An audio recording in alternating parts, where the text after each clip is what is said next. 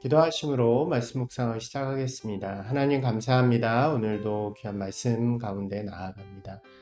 주님의 말씀을 통하여서 우리의 삶을 주님 앞에 잘 내어드리고 주님의 길을 따라가는 저희들 되게 하여 주시옵소서. 예수님 이름으로 기도드리옵나이다. 아멘.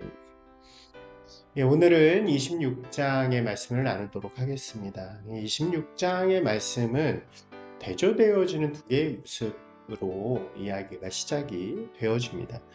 먼저는 예수님께서 제자들에게 하시는 말씀이에요. 예수님께서는 이제 자신이 십자가의 길을, 죽음의 길을 가야 된다라는 것을 다시 한번 이전에도 말씀하셨지만 이제 얼마 남지 않은 시간 속에서 다시 한번 말씀하시게 되는 이야기입니다.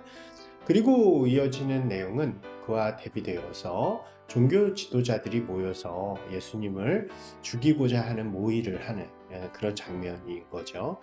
이전의 내용들이 예수님께서 강한 어조와 또 비유 같은 것을 통해서 이들을 질책하시는 장면이었죠. 이들의 외식적인 신앙, 결국 하나님께 인정받지 못하는 그들의 모습을 강하게 질책하시는 그런 내용들은 이들에게 아마 큰 위협이 되었을 것이라고 생각이 되어집니다. 당시 예수님께서는 굉장히 인기도 있었고 또 그의 말에 위험이 있었기 때문에 이들은 자신들의 위치가 흔들릴 수도 있다는 걱정과 또 위협 속에서 이제 결정을 하게 되는 거죠. 예수님이라는 이 한 인물, 그 당시에 영향력 있는 이 사람을 죽여야겠다라고 하는 모의를 하게 되는 것입니다. 예수님께서는 하지만 그것을 피하려고 하시지 않습니다. 그죠? 예수님께서는 그 길을 가시죠. 오히려 죽음의 길을 통해서 예수님이 이전에 말씀하셨던 그 은혜의 시대, 율법의 시대가 끝나고 모든 죄인들과 또 연약한 자들, 가난한 자들이 하나님의 구원을 누릴 수 있는 그 은혜의 시대가 열리게 되는 것, 그것이 바로 당신의 십자가의 죽음을 통해서 이루어지는 것이었기 때문에 기꺼이 마땅히 그 길을 가기로 결정하시는 것입니다. 자신들의 자리를 지키기 위해서 서슴없이 자기에게 피해가 되는 이들을 희생시키는 종교 지도자들의 모습과 또 오히려 자기를 희생하여서 죄인들을 구원하시는 예수님의 이러한 말씀은 굉장히 대조적이고 상당한 의미를 우리에게 보여준다고 할 수 있습니다. 그리고 이제 이어지는 이야기가 아주 흥미로운데요. 두 가지의 모습이 예수님의 죽음에 대한 두 가지의 반응이라고 할 수 있을 것 같아요. 한 반응은 이렇습니다. 예수님께서 그 이야기를 마치고 그곳에서 이제 떠나서 가까운 베다니에 가십니다. 베다니의 시몬이라고 하는 한 집에 들어가는데 요한복음에서는 이 사람을 라사로로 표현하는데 조금 이렇게 같은 인물인지는 확신할 수는 없습니다. 어쨌든 그곳에 가서 머물 때에 식사를 하시는 중에 갑자기 한 여인이 향유라고 하는 굉장히 값비싼 사치품 같은 거죠. 화장품이나 향수 뭐 이런 것으로 이해할 수 있는데 그것을 예수님의 머리에 붓게 되는 것입니다. 이것은 당시에 굉장히 비싼 고가품이었고 또 이제 여인들이 치장하는 것 외에도 부유한 사람들이 장례를 지낼 때 시체를 바르곤 하는 그런 종류의 물건이었다고 전해집니다.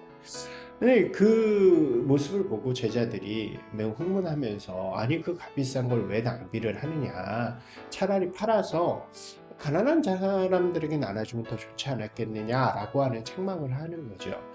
그때 예수님께서는 오히려 이 제자들의 그러한 말을 말리고 오히려 제자들을 책망하시면서 그녀는 참 잘한 것이다. 그녀가 한 일은 매우 잘한 것이다. 그녀는 나의 죽음을 준비하는, 나의 장례를 준비하는 일을 하였다라고 이야기를 하는 장면이 되어지는 것입니다. 그리고 또 하나 이제 그 다음 이어지는 이야기가 바로 우리가 잘 아는 예수님을 판 가룟 유다의 이야기죠. 그는 예수님을 팔기 위해서 종교 지도자들을 찾아가게 됩니다. 그래서 제사장들에게 가서 예수님을 팔면 나에게 얼마를 줄 것인가 라고 하는 딜을 하는 거죠. 그래서 은 30개를 받아오고 예수님을 팔 계획을 세우는 장면이 이어집니다. 그리고 결국 뒤에 가면 예수님께서 겟세마네에서 기도하실 때에 예수님을 고발해서 예수님을 잡혀가도록 하죠. 이러한 과정들이 왜 필요했냐면 이제 예수님을 죽이고자 하는 종교 지도자들과 또 에게 있어서 명분이 필요한 거죠. 그래서 가장 측근이라고 할 수 있는 이 가룟 유다가 예수님을 고발하게 되면 그것은 예수님을 잡을 수 있는 또 죽일 수 있는 명분이 되기 때문에 그런 어떤 두 부류의 만남이 잘 이루어졌다라고 이야기할 수 있는 것입니다. 그러니까 이 모습들은 우리에게 참 많은 생각들을 하게 하는 것 같아요. 예수님은 죽으셔야 하는 거잖아요. 그래서 기꺼이 자신의 희생을 통해서 사람들을 구원하고자 하시는 예수님의 모습이 있고요. 또 반대로 자신의 자리를 지키기 위해서 누군가를 희생시켜야 하는, 다른 사람들을 희생시켜서 나의 이익을 찾는 그런 사람들이 있다는 거죠. 예수님을 따르는 길은 과연, 그리고 우리는 과연 어떤 길을 가고 있는가? 나의 욕심을 채우기 위해서 다른 이들을 희생시키고 또 그것을 오히려 축복이라고 하나님 앞에 구하는 자들의 길을 혹시 가고 있지 않은가가 우리 가운데 좀 질문되어져야 하는 거죠. 예수님의 길을 따른다는 것은 예수님이 보여주신 것처럼 자신을 들여서 다른 이를 구원하고 하나님의 역사를 이루어가는 길인데 나는 과연 그 길 가운데 설 수 있는 용기가 되어져 있는가? 라고 할 수 있습니다. 예수님께서 그 길을 가신다고 했을 때요, 두 부류의 반응이었죠. 하나는 내가 이해할 수 없고 너무 슬픈 일이지만 그럼에도 예수님이 그 길을 가시기 때문에 나의 것을 들여서 그 길을 준비하는 한 여인의 희생이 있었고요.